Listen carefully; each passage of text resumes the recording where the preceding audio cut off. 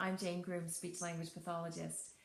I'm going to talk today about communication success and why it's so important when working with adults with acquired communication impairment, whether that impairment is related to an acute event such as a stroke, or whether it's a degenerative process that's progressing, such as dementia. Either way, the opportunity to experience communication success is really, really important. And I'm going to help you know what you can do to help your conversation partner be successful. So, first of all, I'm going to show you a little bit of a schematic.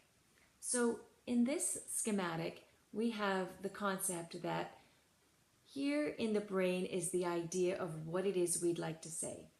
From our idea, we go quickly along a pathway to the vocabulary center in the brain, and we attach words that represent that idea. From the vocabulary center, we move to speech and we say the words. When we have an event such as a stroke, where perhaps the pathway between the idea and the vocabulary center has been interrupted, it makes it obviously much more difficult to get to the words. So if we think about this pathway normally have being akin to a superhighway where it took no time to get from one place to the other, and suddenly we've got this big area of washout on the road, we have to either travel very slowly through the zone of construction to get where we're going, or we have to detour around it. And after stroke, for instance, if we're having trouble with word finding and we're trying to forge a new pathway, it's like taking this detour, and it is going to take us longer for sure to get to the words that we want. Now, it's vitally important that the pathway is taken by the individual who has the word finding difficulty. So let me give you an analogy. The pathway to begin with might be like trying to navigate across a hayfield for the first time. You know where you want to go, but you're not exactly sure of the steps that you're going to take or the footing or the route. But after you've been through it the first time, you can kind of see where the grass is broken over and you can get across fairly easily. The next time, or over subsequent routes, over and over again across that pathway, you're going to blaze a trail, and it's going to become more and more easy to navigate. You're not going to go as quickly as the superhighway, but you're going to go a lot more quickly than you did at the beginning.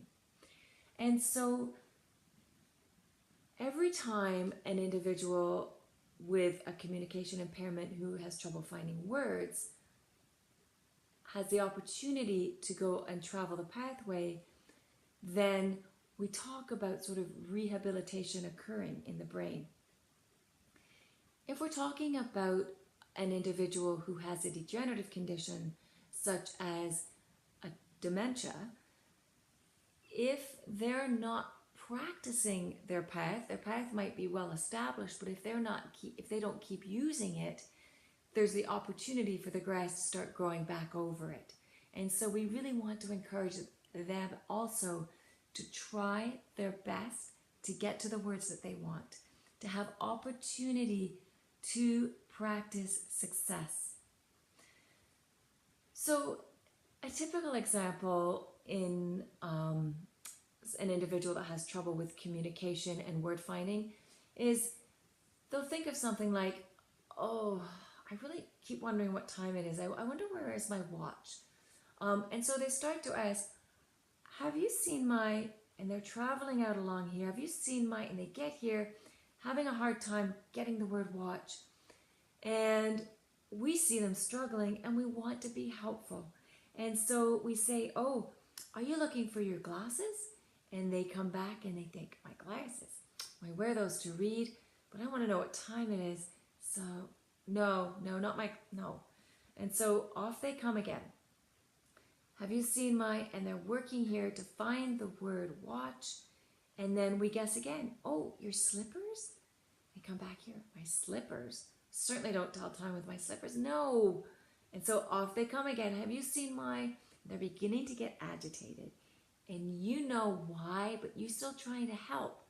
And then maybe you guess right. And you say, oh, your watch. And you feel really happy, and they might even feel happy because they go here and they say, yep, watch.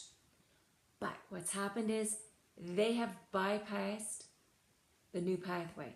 So they haven't had any opportunity to practice. And so even when you know the word that they're looking for, really, really try hard not to say it. Just give them time. Be quiet and be present. It's tempting to be encouraging in ways that might reflect normal sort of coaching behavior, like, yeah, you can do this. I'm here to listen. I'm not going anywhere. I'm going to help you get across that pathway. You can do it. All of that well-intentioned encouragement is actually noise. I don't know if you've ever played charades, but it's a bit like really trying hard to think about the next thing that you're going to do to communicate your idea, and having people guess, and they're not guessing correctly, but you're still trying to analyze what they're saying and come up with your next move. It's really difficult. You just would wish that they could just be quiet for a minute while you could think. And that's all that's happening with the person who is trying to find the right words. Let them forge ahead slowly but surely along the pathway and see if they can't reach the word themselves. If they're absolutely blocked and eventually they indicate, oh, can you guess for me? Can you help me? When they elicit from you a sense that they need help and would like you to help, then you could try something like providing what we would call a carrier phrase, which would be, you said you're looking for your, and sometimes that sort of initiation with the sentence will help them finish the sentence. And if they can't, and you still know that it's watch, you might say, oh, you said you were looking for your, and you might gesture, model what they could have done because this suggests watch.